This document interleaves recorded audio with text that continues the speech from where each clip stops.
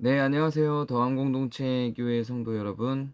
오늘은 직원 교육 아홉 번째 시간입니다. 열 번째는 대면 교육이니까요.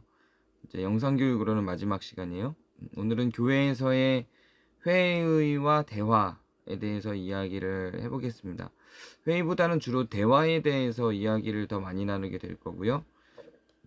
대화가 공동체에 미치는 영향에 대해서 더 많은 이야기를 하게 될 예정입니다.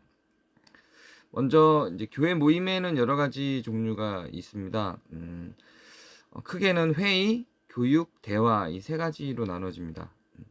근데 이 세 가지로 나눠지는데 이게 목적이 분명하지 않고 섞이면 좀 골치 아픈 일들이 일어납니다. 예를 들면 회의는 공동체의 합의된 결과를 도출하기 위한 건데 이 회의를 하려고 하는데 자꾸 대화를 시도하면 회의가 굉장히 길어지고 그 결과를 도출할 수가 없게 돼요.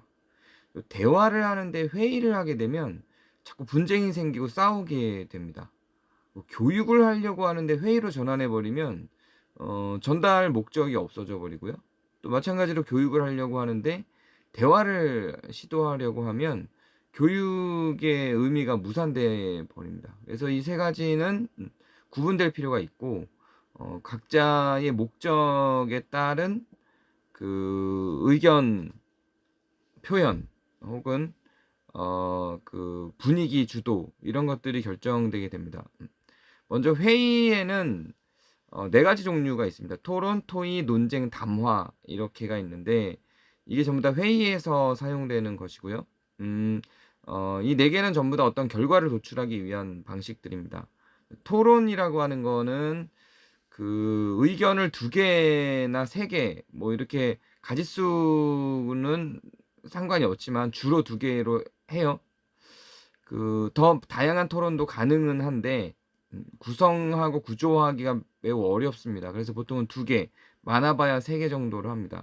그래서 그 두 개나 세 개의 의견이 논지가 명료해서 정확하게 구분 지점이 생기는 주제들을 가지고 합니다. 그리고 그 구분된 지점들을 토론을 통해서 그게 두 개였든 세 개였든 하나로 결정하게 만들어 가는 게 이제 토론입니다. 주로 뭐 예를 들면 규약을 수정할 것인가 말 것인가 이런 거는 토론이 되는 거죠. 그러니까 수정안이 있다면 이 수정안을 통과시킬 건가 말 것인가 요거는 이제 토론이 되는 거고요.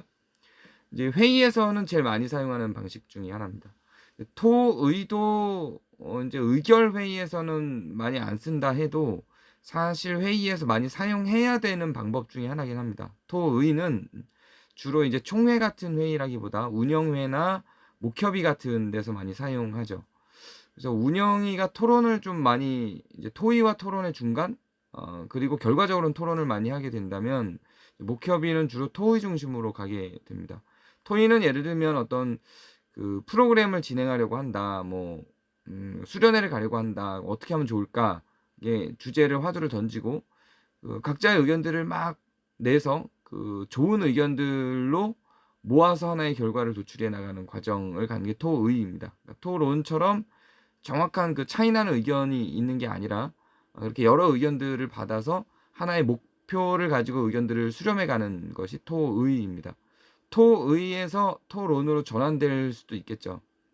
논쟁이라고 하는 건 토론을 통해서 나오는 과정 속에서 생기는 대화의 방식인데요. 자기의 의견을 주장하기 위해서 취하는 대화의 방식, 그러니까 회의의 방식인 거죠. 그러니까 회의의 방식이 되겠습니다. 그리고 논쟁하고 토론이 이제 상부 구조, 하부 구조로 될 수도 있어요. 토론 속에 논쟁이 있을 수도 있는데 아예 논쟁으로 구조화를 할 수도 있습니다. 그래서 두 개가 서로 이렇게 싸울 수 있도록 그렇게 아예 구조화를 할 수도 있죠.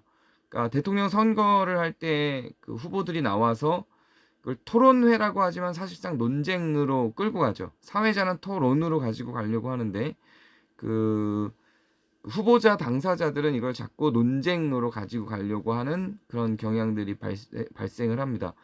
애초에 처음부터 논쟁으로 가는 그런 설계가 존재하기도 합니다. 그럼 어떨 때 논쟁으로 하게 되냐면 무슨 이제 그 상호 간의 어떤 비판적 주장을 할 수밖에 없을 때, 자기의 의견을 주장하고 그 의견들에 대해서 누군가 다른 사람들에게 호소하는 게 아니라 상대방의 문제를 지적하거나, 그러니까 자기의 의견을 주장하는 걸 중심으로 가는 게 토론이라면, 상대방의 문제를 지적해서 그거는 절대로 안 된다라고 하는 것이 더 중요해지는 시점에서는 논쟁이 되는 겁니다. 담화라고 하는 게 이제 대화하고 조금 헷갈릴 수 있는데요. 담화는 하나의 주제를 가지고 그 주제의 어떤 공통점과 차이점들을 구성해서 그 공통점들을 중심으로 결론을 짓는, 도출하는 게 담화입니다. 그러니까 뭐 어떤 주제가 하나가 공통된 주제가 있어야 돼요. 그래서 뭐 예를 들면 교회의 건물을 어떻게 할 것인가 라고 하는 것을 갖고 이야기를 하는 거예요. 이걸 토의로 갈 수도 있죠. 교회 건물을 어떻게 할 것인가, 뭐 여러 가지 의견을 받아서 갈 수도 있어요. 근데 담화는, 토의는 개방된 것들이라면, 담화는 어떻게 교회를 할 것인가라고 하는 그 교회에 대해서 이야기를 하는 거예요. 그러니까 문제를 해결하는 게 토의라면, 담화는 거기에 대한 의견을 나누는 거예요. 그러니까 토의는 교회 건물을 어떻게 할 것인가라고 했을 때 교회 건물을 뭐 이전하려면 이렇게 하는 방법이 있어요. 뭐 이렇게, 또 아니 이전하지 않고 여기에서 뭐 남아서 이런 방법이 또 남아서 뭐 수리해서 쓰는 방법이 있어요. 뭐 아니면 이렇게 좀 월세를 좀 깎는 방법이 있어요. 뭐 이렇게 여러 의견들이 나오는 게 토의라면, 이전합시다. 남아 있읍시다. 이걸 가지고 이야기하는 게 토론이 되겠죠. 그리고 이전하는데 문제가 있는 거예요 라고 공격하면서 하는 게 이제 논쟁이 된다면, 담화는 교회 건물이라고 하는 건 성경적으로 맞지 않다라든가, 아니다, 성경적으로 이 건물이라는 게 괜찮은 의미를 갖고 있다라든가, 어떤 그런 그 주제를 가지고 거기에 대한 사유를 구성하는 거죠. 그게 이제 담화고요. 담화가 토론으로 발전하거나 토의로 발전할 수도 있겠죠. 어쨌든 요런 방식을 취하는 것들이 회의입니다. 그러니까 담화도 대화라기보다는 회의예요. 왜냐하면 공통된 어떤 의견을, 사유를, 사상을 도출하기 때문에 이것도 회의의 하나입니다. 교육과 훈련은 뭐 크게 안 해도 될 것 같아요. 이거는 공식적인 지식을 전달하는 것이기 때문에 당연히 알고 있을 거고요. 대화가 오늘 우리가 좀 깊이 있게 나눌 건데, 이건 대화는 주제가 있냐 없냐가 중요하진 않아요. 주제가 있든지 없든지 어떤 한 사람의 생각의 구조를 듣는 거예요. 이 대화예요. 그러니까 한 사람의 생각의 구조 전체를 듣는 걸 대화라고 규정합니다.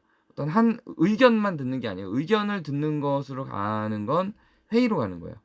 의견만 듣는 게 아니라 그 사람의 생각의 구조 전체를 듣는 게 대화입니다. 조금 더 깊이 들어가 볼게요. 대화라고 하는 건 승자가 있는 게 아니에요. 누구 말이 옳다 맞다 이런 게 아니에요. 옳고 그름을 분별하는 걸 목적으로 하는 건 대화가 아니라 회의입니다. 또 하나로 모으려고 시도하는 걸 포기합니다. 대화는 어떤 의견을 하나로 모으려고 시도하지 않습니다. 그거는 이제 회의가 되는 거죠. 또 단편적인 문장이나 의견이 아니고 그 의견에 대한 어떤 통합적인 서사, 이해 구조, 또 그 바라자 말하는 사람의 생각을 따라서 가는 거예요. 이 대화예요. 대화는 그러니까 내 의견, 내 생각을 자꾸 얘기하는 게 아니라 각자의 누군가가 말할 때 그 사람이 말하는 것에 그 생각을 다 같이 따라가면서 이해해 주는 겁니다. 그게 대화예요. 그러니까 대화는 분쟁이나 논쟁으로 갈 수가 없는 겁니다. 그러니까 이해를 기반으로 하고 있어요. 들음을 기반으로 합니다. 비교와 대조를 사용하기는 해요.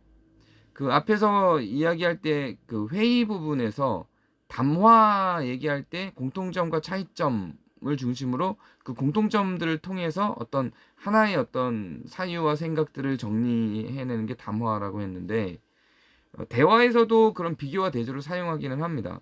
그런데 어느 한쪽이나 누군가의 의견에 어떤 의의를 두고 이게 맞아라고 하기 위해서 하는 게 아니고 이 내용이 어떤 의미인지를 정확하게 이해하기 위해서 사용하는 게 비교와 대조를 사용하는 게 대화입니다. 그러니까 그걸 사용해서 비교해서 어떤 게 맞다 이렇게 하기 위한 게 아니라 이해를 위한 비교와 대조예요.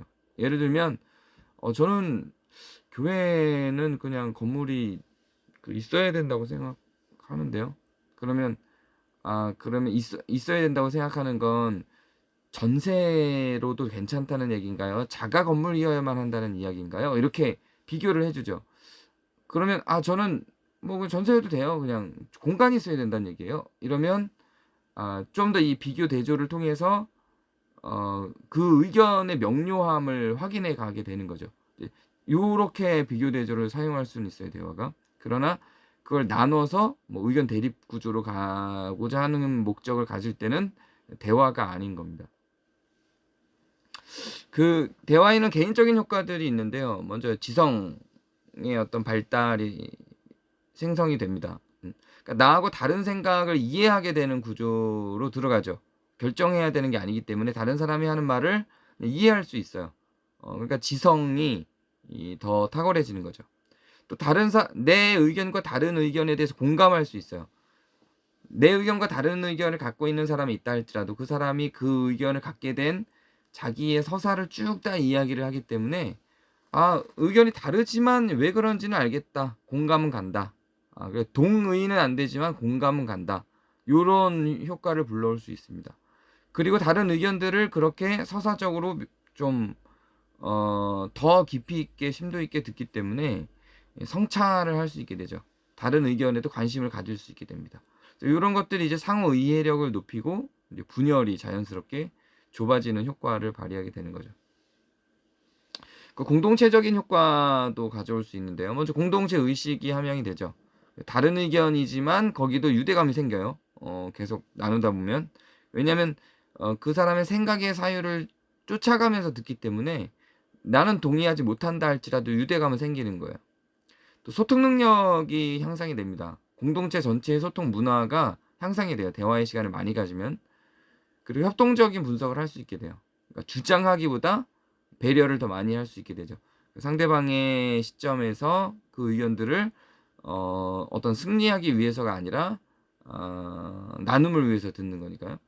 회의에도 탄력을 갖게 됩니다. 회의 시간에는 이제 명제적으로 그런 서사적으로가 아니라 명제적으로 이야기를 한단 말이죠. 회의 시간에는. 그럴 때 그 사람이 왜 저 이야기를 하는지 알기 때문에 그 회의가 훨씬 더 탄력 있게 접근이 될 수 있겠죠. 그리고 결과를 수용할 수 있게 돼요. 내 의견이 수용이 되지 않는다 할지라도 다른 사람들의 의견이 수용이 되지 않는다 할지라도 뭐 그럼에도 불구하고 내 의견이 수용이 안 되면 마음에 그 상처는 입을 수 있어요. 그러나 내가 대화를 통해서 다 말하고 나서 회의를 하게 되면 말하지 못한 것보다는 수용력이 훨씬 높아지죠. 회의만 하면 딱 그 의견만 말하고 끝나기 때문에 속 시원하게 내 이야기를 다 못해요. 회의 때 또 내 이야기를 다 하면서 대화로 끌고 가려고 그러면 회의가 굉장히 지쳐지거든요. 그래서 대화를 충분히 나누고 회의로 갔을 때 내가 그걸 다 말하지 못해서 답답한 것보다는 충분히 다 말했음에도 불구하고 결과가 나온 거기 때문에 수용력이 더 높아지기는 하죠.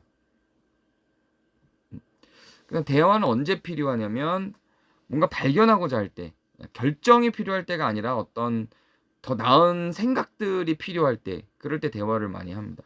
결정이 필요할 때는 회의를 해야 되는 거고요. 좀 더 좋은 방안이 없을까? 뭐 아니면 다른 아이디어는 없나? 이럴 때 이제 대화가 필요한 겁니다. 다양한 의견을 물을 때 대화가 필요하고요. 회의는 어떤 단일한 하나의 의견을 모아가는 거니까요.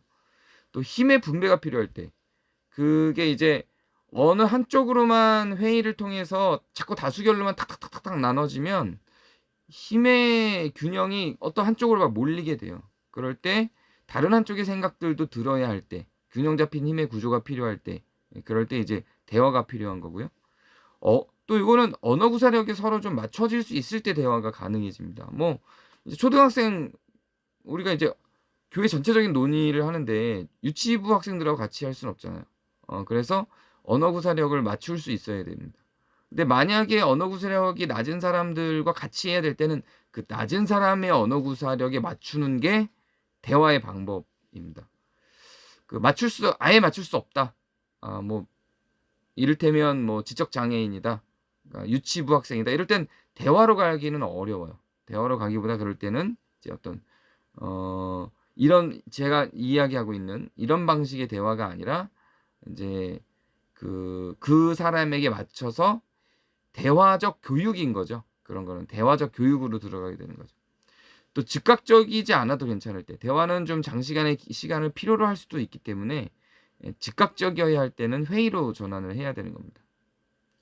대화의 종류는 이런 것들이 있어요. 일회성, 한 번만 하고 끝나는 대화, 수다, 뭐 일시적인 주제, 다회성 여러 번에 걸쳐서 해야 되는 대화, 지속적으로 꾸준히 끌고 가야 되는 대화도 있어요. 그냥 늘 그 대화를 계속 나눠야 되는 그런 주제도 있고, 대규모가 해야 되는 대화도 있어요. 이럴 때는 기획적으로 잘 기획을 해서 이 대화를 끌고 가야 됩니다. 소그룹으로 하는 대화도 있고요. 대화의 종류고요. 그다음에 대화의 과정은 이래요. 기획자를 먼저 선정합니다. 기획을 먼저 해야 돼요. 그다음에 그 대화를 기획을 해요. 어떻게 해야 할 건지 그 대화를 뭐 이렇게 뭐 포스트잇에다가 써서 나눌 건지 둘로 앉아서 서로 이게 얼굴 보면서 대화를 할 건지 뭐 이런 것들을 다 기획을 합니다. 그다음에 그 대상자들을 초대하고요. 어디서 대화할 건지 공간을 선택하고 분위기를 어떻게 만들어 갈 건지 음식은 준비할 건지 시간은 얼마나 할 건지 이런 것들 정하고 그 진행을 하게 되는 거죠. 대화의 과정은 이렇게 네 가지로 크게 나누는데요. 먼저 규칙을 세우고 서로의 관점을 공유하고 그 중에서 어떤 다양성이 나올 수 있는 거, 공통적인 것들을 탐색하고 실천 행동 가능한 게 뭔지를 보는 이런 과정을 갖습니다. 그 중에서 먼저 첫 번째 했던 규칙 세우기를 보면 이런 규칙을 세우고 시작하는 게 좋아요. 대화는 안전한 공간을 만들기 위한 규칙들, 뭐 비방 금지, 욕하지 않기, 언성 높이지 않기 이런 규칙, 비밀 유지하기 이런 규칙을 세운다든가. 두 번째는 이제 규칙 세우기, 그러니까 말하는 시간, 뭐 5분 넘기지 않기 이런 것들을 세우고요. 또 경청과 방해 금지, 끼어들기 금지. 누군가가 말할 때는 그 말을 다 끝나고 나서 하게 된다든가, 다른 사람이 말할 때는 그냥 뭐 이렇게 나갔다 들어온다든가 아니면 딴장을 치면서 의도적으로 이렇게 비하하거나 그런 표정 짓지 않고 경청을 해야 된다라거나 이런 것들이 이제 다 규칙 세우기에 들어가는 겁니다. 그 다음에 뭐 그 진행자 역할을 정하는 거죠. 권위를 주는 거예요, 진행자에게. 진행자의 역할은 어느 정도까지다. 뭐 이렇게 정하는 거가 이제 초반에 있어야 되고요. 근데 관점을 이제 공유합니다. 이게 본격적인 대화인 거죠. 이때 필요한 건 이제 단정하지 않기, 질문을 하기. 당신이 그랬잖아가 아니라 이런 의미인가요? 이렇게 질문하기. 가능하면 경험 중심으로 말하기. 자꾸 이제 명제 중심으로 말하면 서로 의견이 되게 오해가 많이 돼요. 그래서 가능하면 사례를 통해서 경험 중심으로 말하기. 그다음에 나는이라고 말하기. 너가 그랬잖아. 뭐 이런 게 아니라 나는 그렇게 생각해요. 나는이라고 말하기. 편견 없이 포용하기. 뭐 말 중에 안 돼. 뭐 해야 돼. 뭐 이런 것들은 금지를 해야 돼요. 그래서 편견 없이 뭐 그래야만 한다는 건 없는 거예요. 대화에서는. 회의에서는 있을 수 있어도.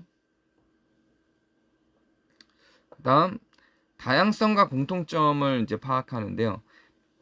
반대가 아닌 어떤 이익, 어떤 문제 중심으로 가요. 무슨 말이냐면 그 의견이 난 그 의견 반대합니다. 당신 생각 반대예요. 이렇게 하는 게 아니에요. 대화는 그렇게 가는 순간 그건 회의가 되는 거예요.